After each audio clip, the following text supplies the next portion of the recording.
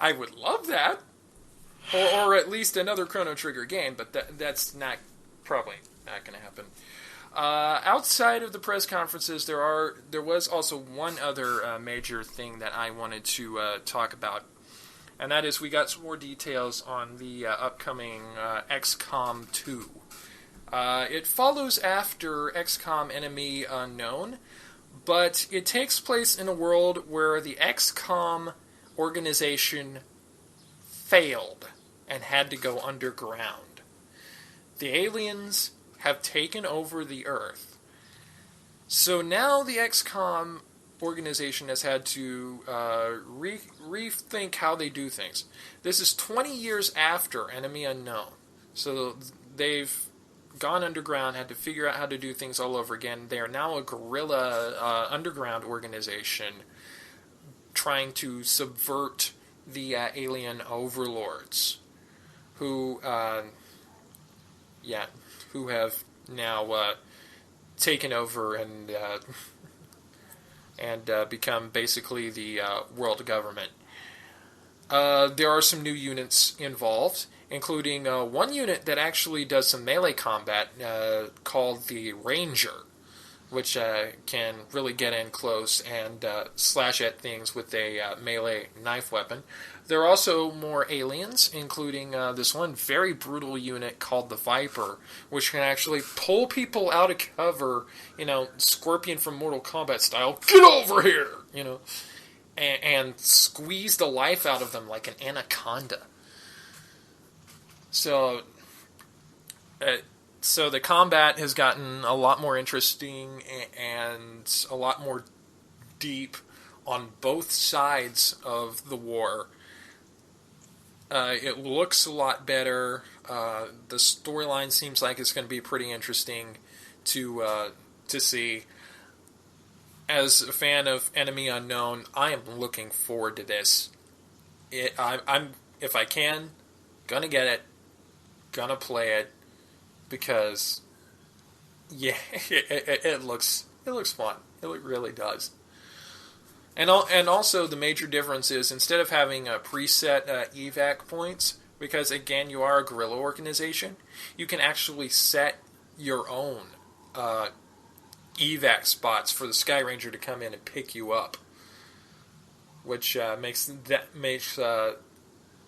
getting out of a bad situation a lot more strategic than it had been.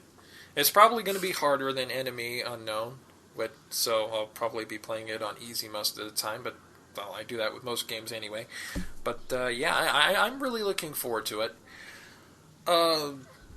We are not going to pick winners and losers per se, because there's really that's a subjective statement to make, and B, this was basically, as I saw on Twitter, I forget who said this, this was basically the upfronts for gaming.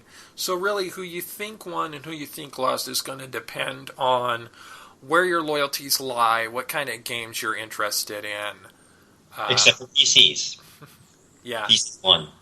Yeah, PC's definitely got a lot of cool stuff from all of the various different developers and game studios. So, good news for us PC gamers. Also, there was a lot of mobile gaming. So, if you love playing games on your smartphone or your tablet, you definitely came out on the upside of this. You came out pretty well as well, too. Actually, this is going to help me out a lot in finding out what games I want to do Let's Play on. Battleborn is definitely one of them. Doom is another. But I need something a little bit more immediate, Jeremy. What do you think? Yeah, and we will definitely look into that. It's not going to be something that came recently, because for one thing, we might need to get some tech upgrades, and two, let's face it, as far as games coming out, this has been a pretty dead. If it comes out on the PC, I'm all set. Yeah, most noted in their exclusion, of course, were no news about the Wii U Zelda. There was no Pokemon news aside from some stuff from the floor Well, part regarding of it is Super Dungeon. they want to save the Pokemon news for international appearance. Yeah, and Game Freak usually keeps that pretty close to the vest. Coro leaks notwithstanding, but they usually keep that pretty close to the vest and only release stuff as they want to over the course of months. So, yeah, we will find that stuff out on their timetable. Yeah, but think about that, though, for a second. Pokemon's so big, it's bigger than E3. Indeed. It needs an international audience. Yeah, the next major game developers thing is going to be Gamescom and the Tokyo Game Show. We're going to probably get some more new news about some of these games that are coming out late this year and early next year then. Huh? Where's Gamescom at? I don't know where Gamescom is, but there will also be Tokyo Game Show, where I imagine we're probably going to be getting a flood of news there, especially from Sony and Nintendo. Not so much Microsoft, because Microsoft has not really ever been gotten a good foothold in Japan. Yeah, it's in Cologne. One of those. But yeah, Germany. Nice. So, if there's anything else very interesting that comes out after this episode goes up, we will definitely have it for you on the next episode of Casual Mode in the video game section. What was your biggest positive takeaway and biggest negative takeaway from all of this? Me? Yes. Biggest positive takeaway is that the PC is now becoming more of a gaming powerhouse now with certain companies, and that makes me very happy. That means I don't have to go and buy a console. I can use my PC to game, basically, instead of doing that, and that's a very good thing to me. It's something I've always thought that PC games were supposed to be, I always thought PC games always got the back end. They're kind of the redheaded stepchild of gaming for the longest time. So to see it finally coming up on the up and up, at least amongst the two of the three, Xbox and PlayStation, yeah, pretty happy about that. The biggest negative behind it, honestly, I'm not really big on games like Call of Duty, Halo, Metal Gear Solid. I mean, Halo I'm okay with, but it's like, I don't know why they try to spit out. It feels like they spit out a game every single year of an FPS game, and it all just it doesn't look different to me. Well, They all seem like they have the same mechanics. As far as Halo specifically goes, I will give them this. At least they try to make the single player campaigns relatively engaging, which is something that cannot be said of Call of Duty, which is basically just being milked for all it's worth. And I guess overall, I feel like that's going to, for whatever reason, though, people still buy those games, and until people suddenly stop and realize, we need something new out there, they're going to continue to make these games. So, for me, the biggest positive takeaway is that game developers are really starting to go all in to push the limits of the more recent platforms for gaming. We've got Microsoft with the Oculus Rift, we've got PlayStation with Project Morpheus, we've got the HoloLens, tons of stuff from mobile gaming.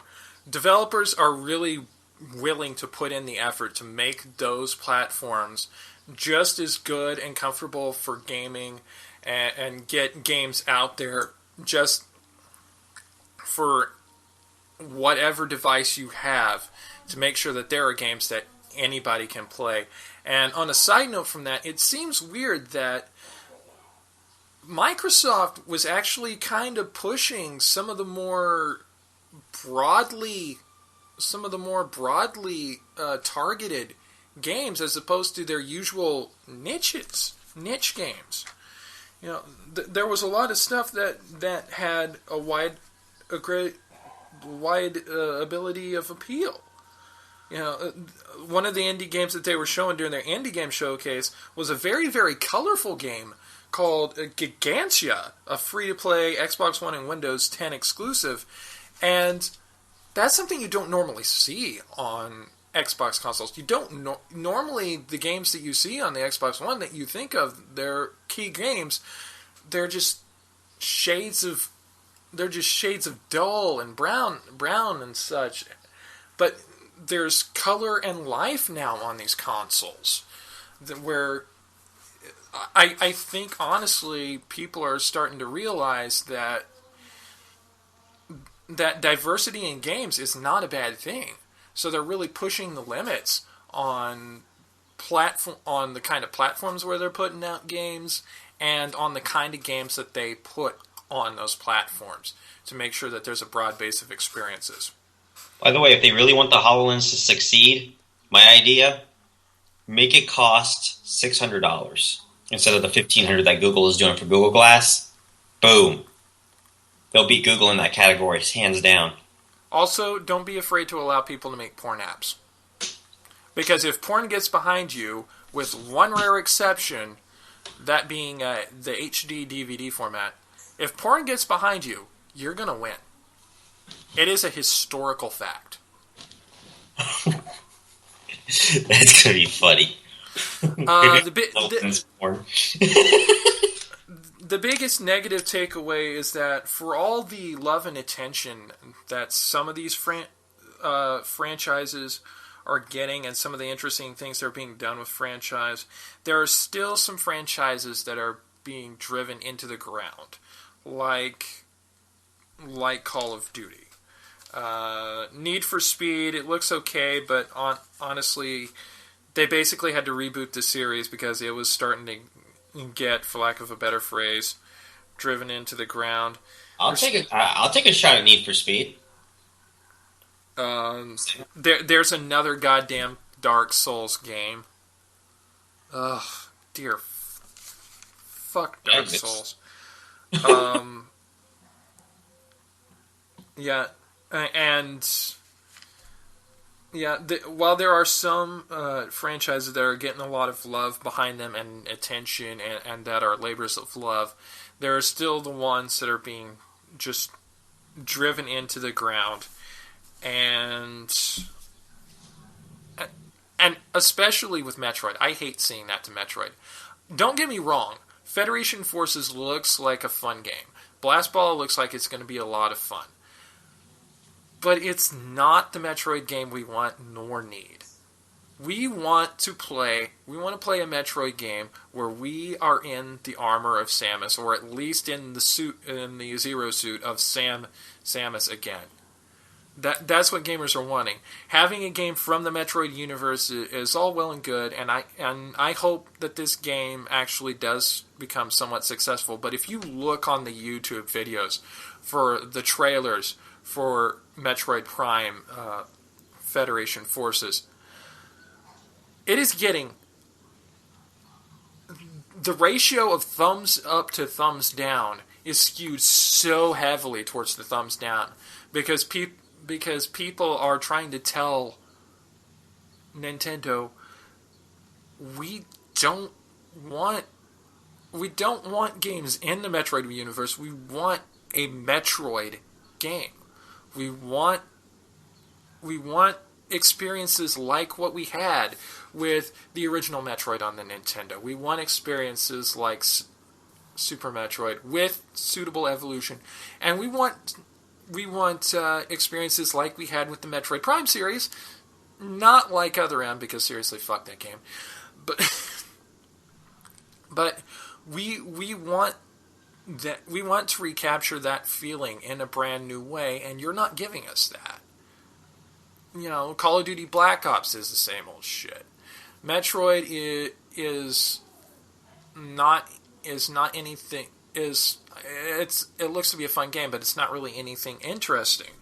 Need for Speed looks great, but again, it's not anything interesting.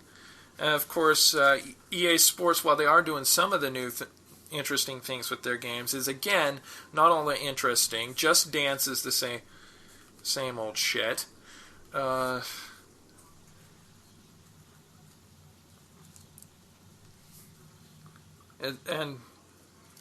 for all the good things and all the chances that are being taken, and all the franchises that are getting new love in new ways, there's just so much that is just being beaten into the ground like crazy that they just don't seem to care about anymore.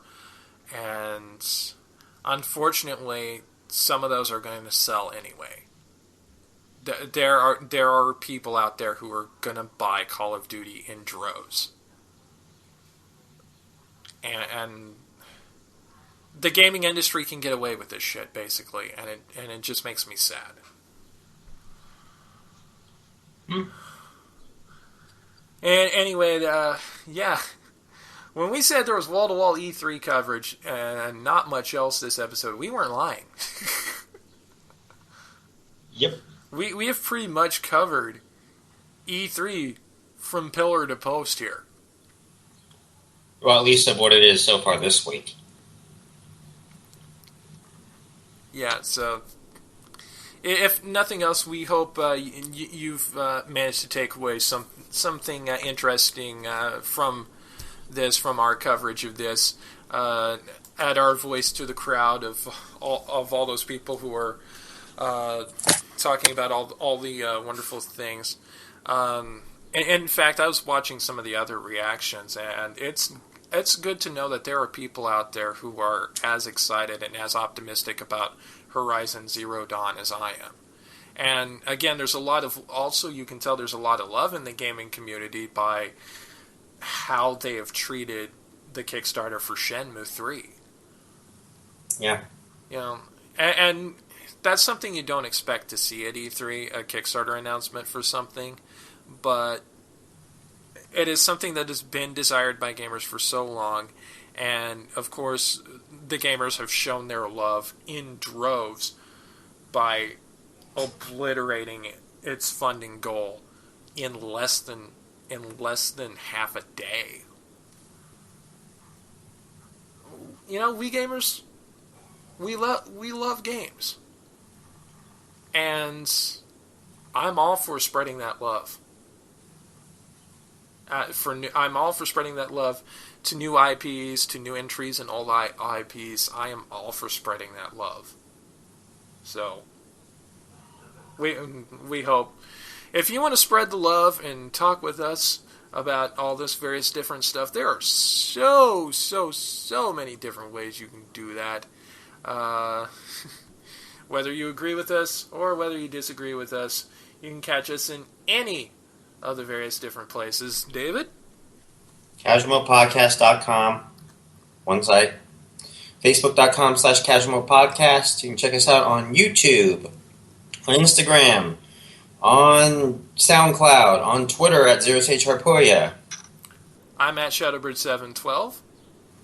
And at iTunes. And I believe that's everything. Yeah. Oh, I did forget two more things. One, although this was Sunday, and we already all know about it. Y'all enjoy Roy and Ryu in Smash Brothers, the new DLC. Also, if you're interested in seeing the beginning of the Earthbound series, it is now on the Wii U Virtual Console for $7. Yeah, Earthbound Beginnings, formerly known colloquially as Earthbound Zero, now finally available on Virtual Console, alongside its SNES counterpart. So, until next time, I'm Jeremy. I'm David. Later, y'all. Bye.